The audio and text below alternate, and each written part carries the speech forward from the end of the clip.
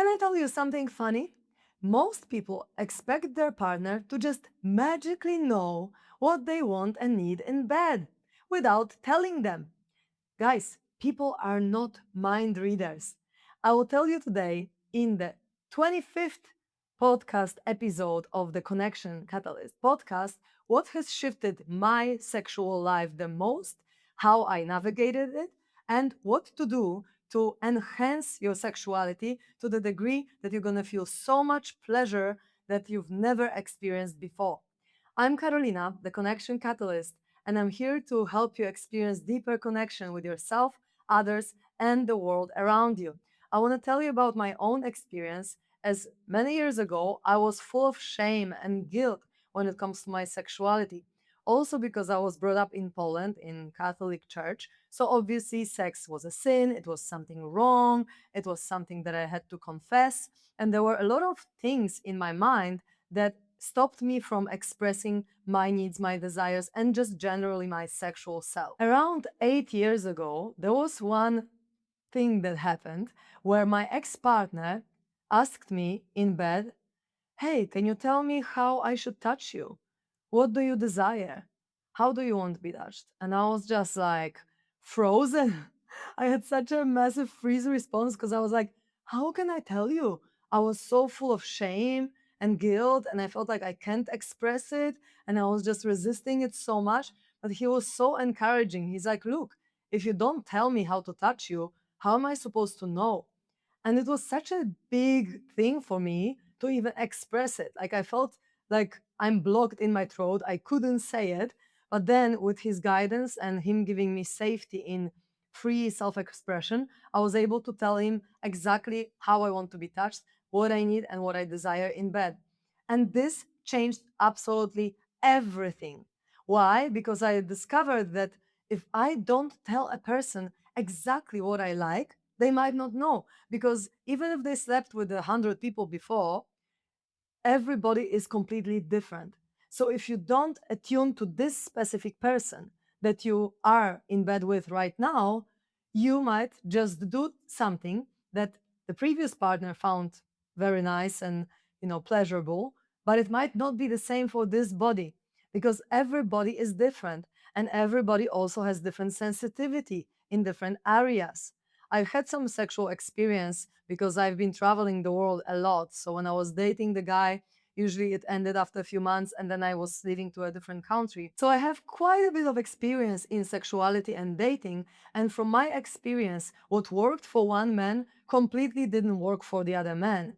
And so I needed to learn everybody individually, what they like, what they dislike. And of course, there are some general themes, and we're going to be talking about it on the podcast in further episodes as well, like how to please a man, how to please a woman, generally speaking, but also like everyone is completely differently built. So, one woman can have a very sensitive vagina or clitoris, and then one woman completely desensitized. And of course, there's also practices that could be, the armoring when it comes to these places like genital areas. But generally speaking, the number one thing that completely shifted my whole sexuality was to know what I need and desire and to express it. And now the question is, how do I know what I need and desire? Well, I need to first play with myself, right? I need to self pleasure. I need to know how I want to be touched exactly so that I can then show my partner, hey, this is how I like it. And with few men, it was enough to just like sit with them and be like, hey, look, this is how I touch myself. And then they got it.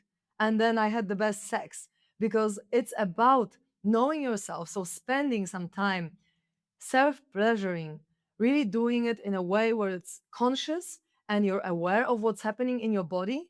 And it's not like rushing to an orgasm, but really like discovering different spots in your body, different areas that can be touched, and really being sensual with yourself. And then when you know exactly what you want and need from yourself, then you can easier guide a partner to know what to do to please you, right? And it's so simple, but people don't do it. Why? because there is so much shame and guilt stored in our bodies and other emotions. And that's why I'm recording these materials, because I disagree that sex should be a taboo. I disagree with this idea of religion that sex is something wrong and it shouldn't be done and so on. It's a part of us. It's who we are. It's how we were created, even. We are created thanks to sex. It's something we should treat as saint, not as wrong or bad or evil or sin. So, therefore, I'm speaking about it, and I will speak even more about it because I discovered that with my story of being brought up in a family with my mom where sex was never really a taboo, going on all these choir trips as a kid where everyone was joking about it and just being chill about it. I feel like I'm really well equipped to talk about it in a way which is not like shameful. And I also, when I felt this shame and, had to reprogram it, had to sit with it, had to really like allow myself to feel it, only then I was like, hey, actually, this makes sense. Like, I can't expect anyone to give me pleasure in the exact way that I like it unless I communicate it. I need to tell them, I need to show them even sometimes how exactly to touch me in order for me to be fulfilled in bed. So, having said that, what is the first step to do when you want to know your needs and desires? First of all, you need to get rid of the shame and guilt and other emotions of touching yourself. Okay? Everyone has sexual energy. Everyone, as a kid, when the sexual energy awakens, checks it out. I've been working with a lot of people with sexual trauma, and I was talking about sexual trauma in the one of the previous episodes, if someone wants to listen more about it. And every single person had the point in their life where they were like curious about their sexual organs, and then, because it was made wrong by the society and religion and shamed and so on, we store so much trauma in the area of genitals.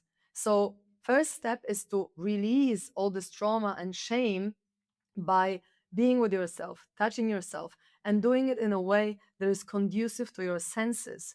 So, setting up a nice place, maybe grabbing some coconut oil, rubbing it on your body, putting some candles on, maybe some incense. And it goes for women and men, because men are usually just like straight to the point, just gonna wank and just jerk off in the bathroom, and it will take 5 minutes. I'm gonna watch some porn and stuff. But that's not what I'm talking about here.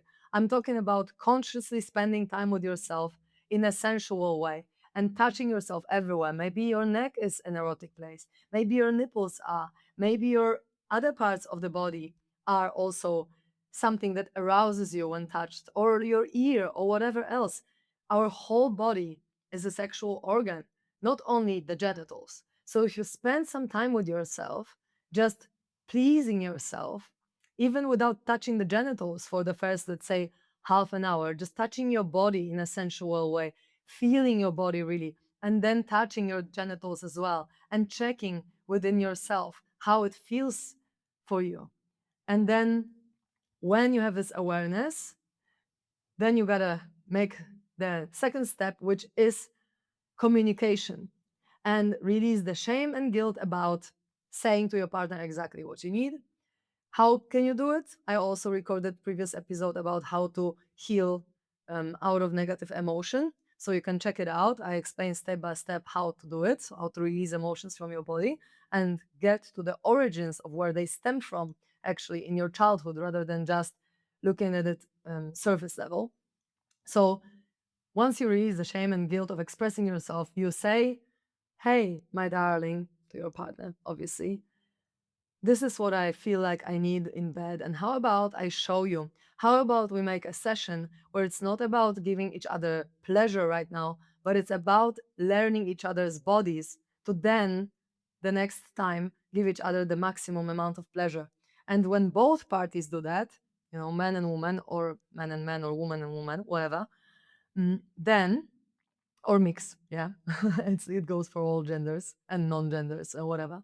So then when two people are aware of themselves and they communicate it to each other, how they want to be touched and what exactly they want in bed, their sex life just skyrockets because suddenly you're not like blindfolded trying to just like find where a good spot is, but you know exactly what moves your partner, what gives them the maximum amount of pleasure.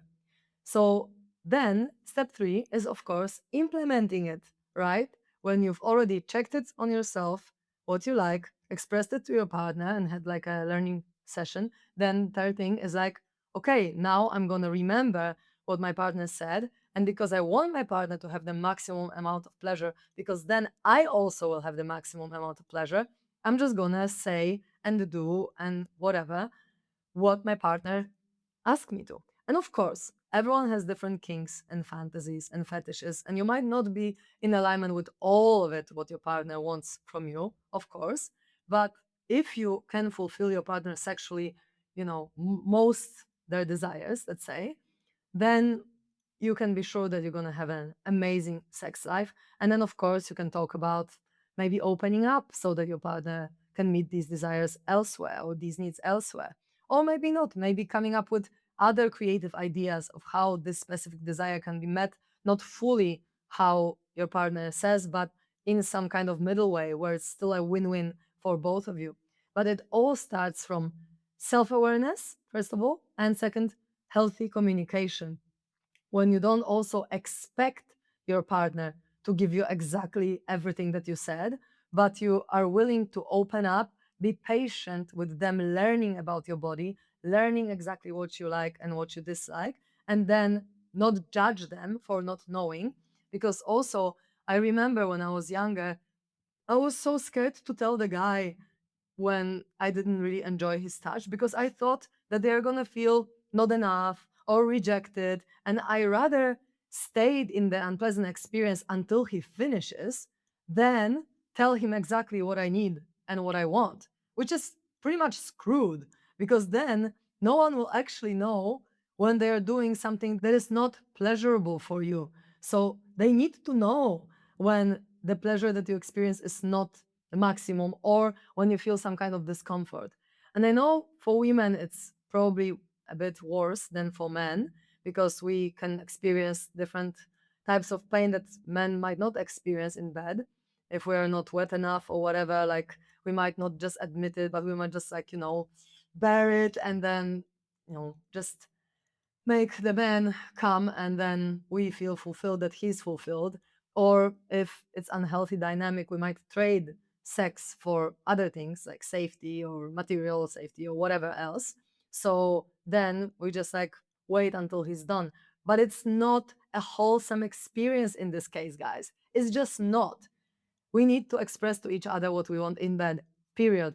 We just have to if we want to have a fulfilling sex life. So that's all I wanted to say for today. Thanks so much for watching and tell me in the comments if you also struggled to express your sexual needs and desires at some point in your life and if you got out of it or not. And if you like this content, maybe you know someone who might benefit from watching it, then send it over.